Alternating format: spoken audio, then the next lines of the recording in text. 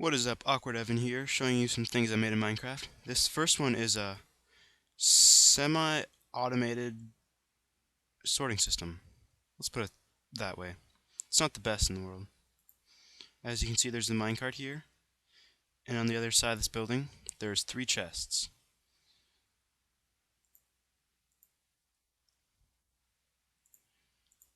Each have nothing in them.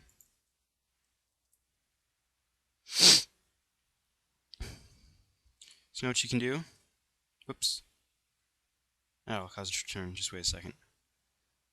There we go. Let's check that off. Now, with both of these up, it's just going to generically go to the blocks chest, but we don't want that. So let's take the miscellaneous. Let's put the milk in it. You stand next to the side and just walk towards it. Let it go. Now we hit the return.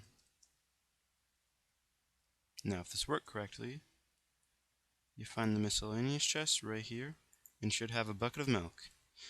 And to prove that it goes to all 3, I'll put it in the blocks chest.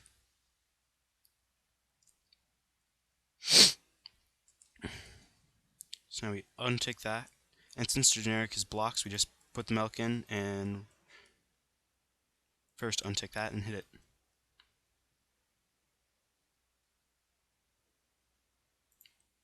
Hit the return button. It resets it so it goes back. Now if we check back here, milk under blocks. Oops. Now as you can see, there's a lot of complicated redstone, and I completely overdid it with this and just completely did everything horribly wrong. So I'm going to show you a better version that I made. A much better version. This is the better version that I've made. Run return switch, and there's 1, 2, 3, 4, 5, 6 chests.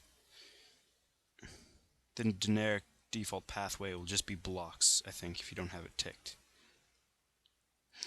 So if you come up in here and open it up, I'm sorry, no, if you don't have anything ticked, it just reaches to the end and gets pushed back. But I've used redstone to get the tracks, so when you take the return thing, it causes these to switch back and forth. So right now if you put it in, it all goes this way, hits there, and goes down there and goes into that block.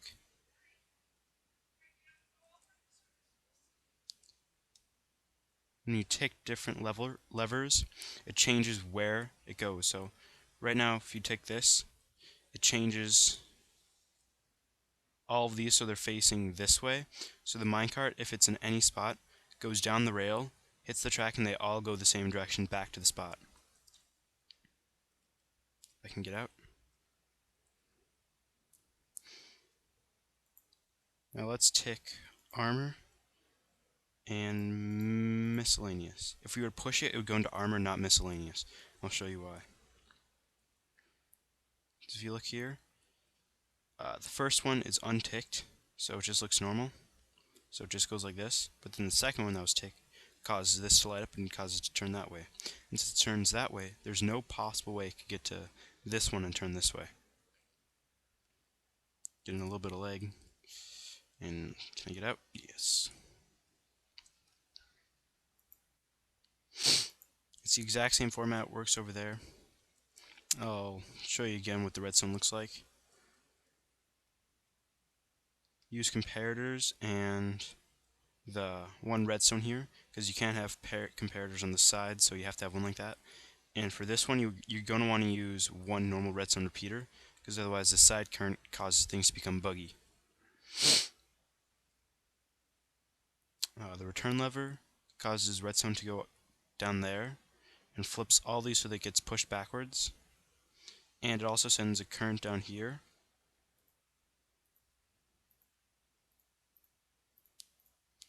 That when hit, it causes all of these redstone torches, darn it,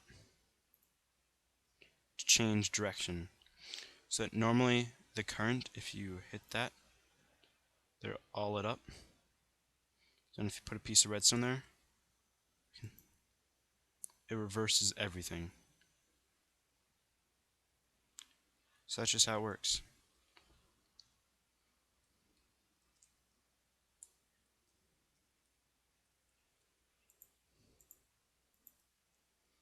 Let me just fill in the holes.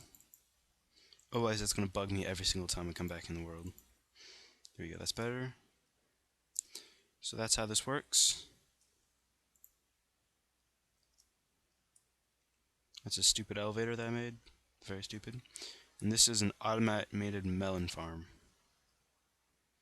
And as you can see, the plants grow. Redstone right here causes redstone to hit that, pushes the piston, falls in the hoppers, and gives you the melons. I'll show you what it looks like. Right now, nothing in the chest.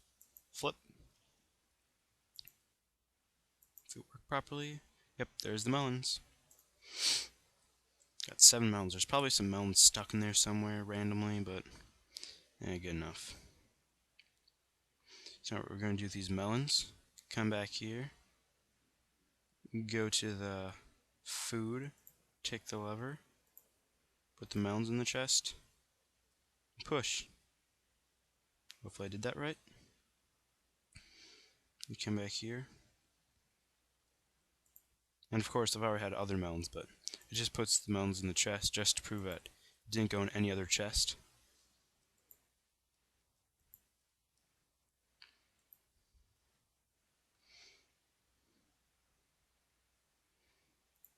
And then we take that lever, hit that lever,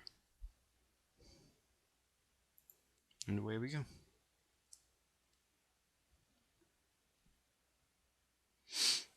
Parkour course.